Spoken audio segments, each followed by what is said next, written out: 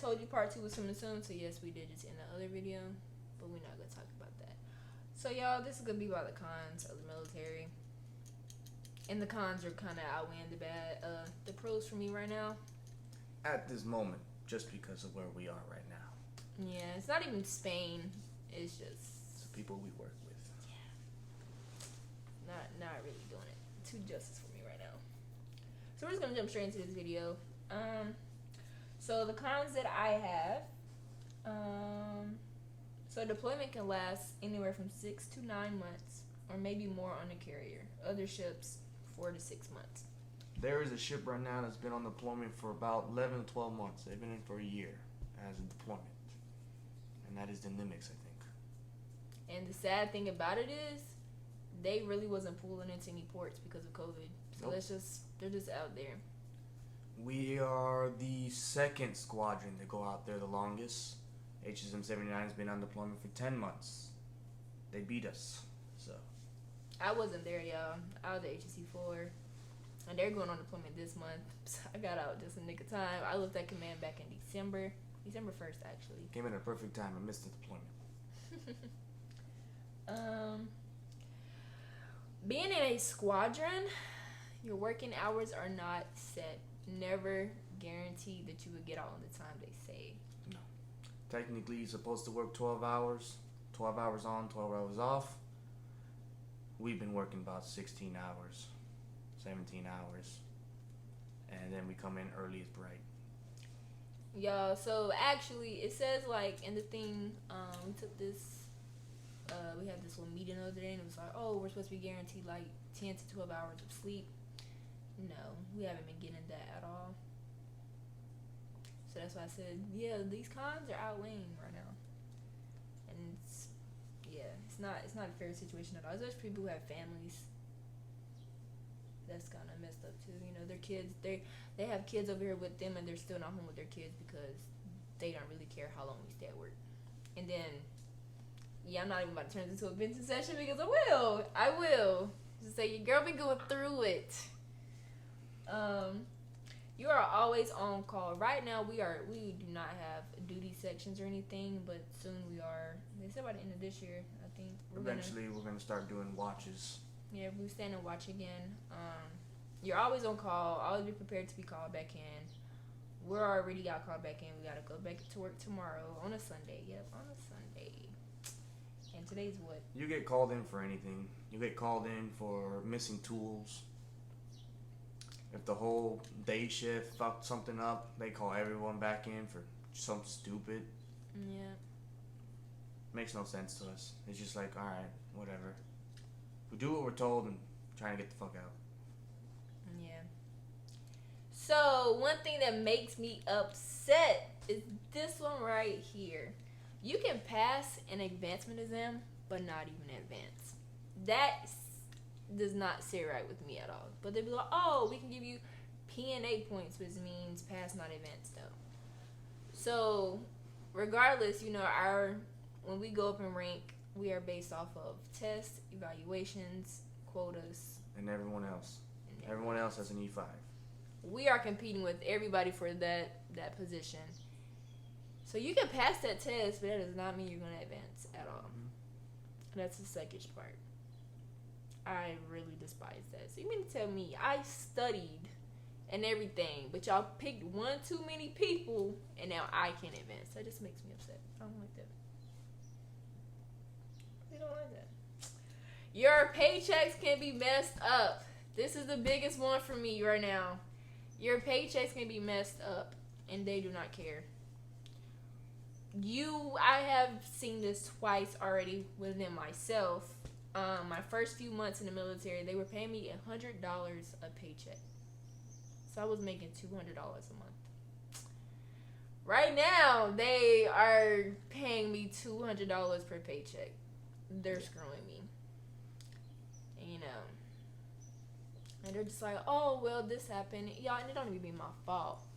So some situations can happen where they're not really tracking you in PCSN, which is, what is PCSN?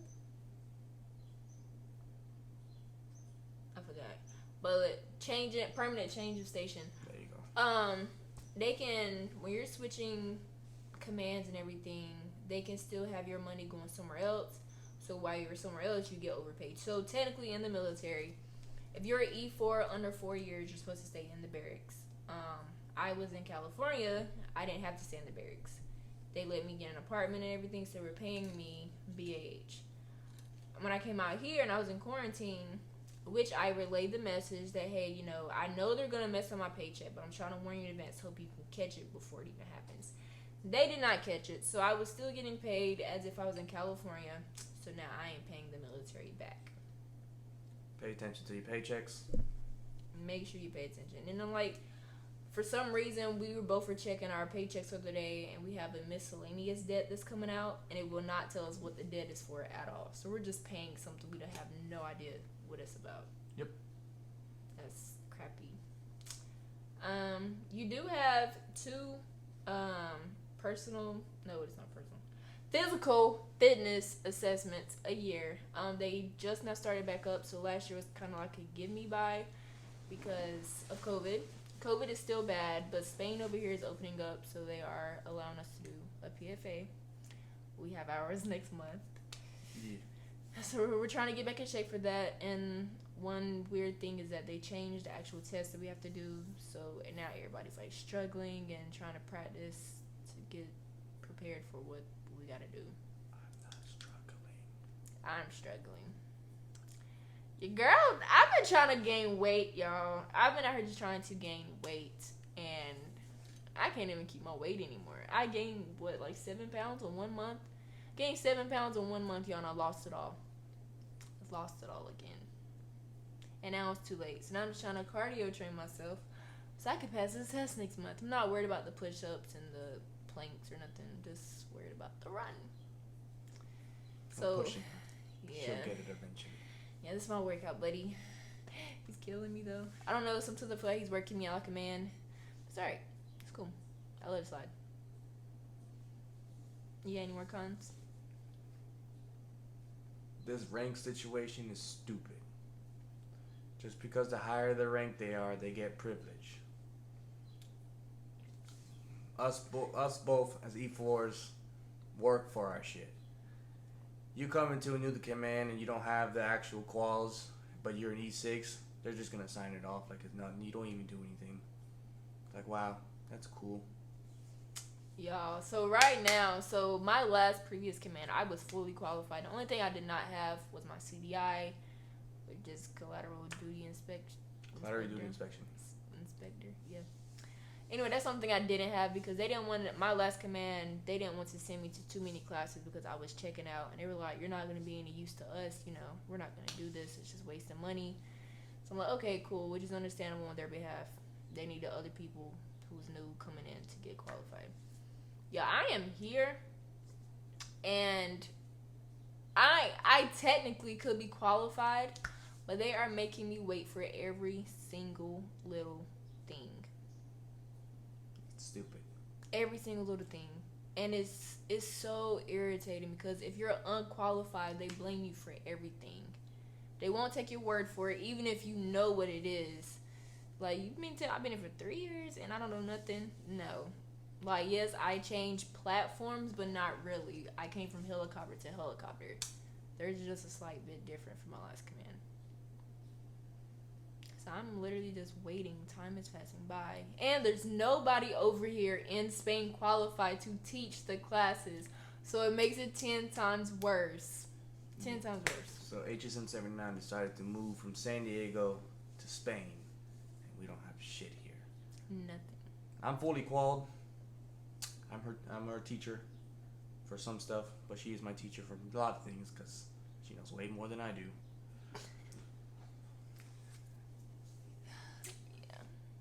This has been my go-to person here since I've been here. I don't talk to anybody else here, y'all. Like, I refuse to become friends with people who are backstabbers. The military is a big expansion of a high school. It really is an expansion from a high school. You will run into drama and have no idea what it's about. Nope. I got here, I was here for 2 weeks, and I was thrown into some drama, and I'm like, what are you talking about? And you would deal with stuff like that on a daily basis, and it becomes annoying. Very. Very, very annoying. I remember when I first got here. So I have this LPO. She used to call me useless every single day until I was fully qualified. Now I am fully qualified. Now she can't call me useless at all. So I have a very short temper when it comes to these assholes at that higher rank. And I don't play. I may be in E4 and I don't care. So there's these things called counseling chits. There's a thing called DRB, Captain's Mass. All these things you can get in trouble for.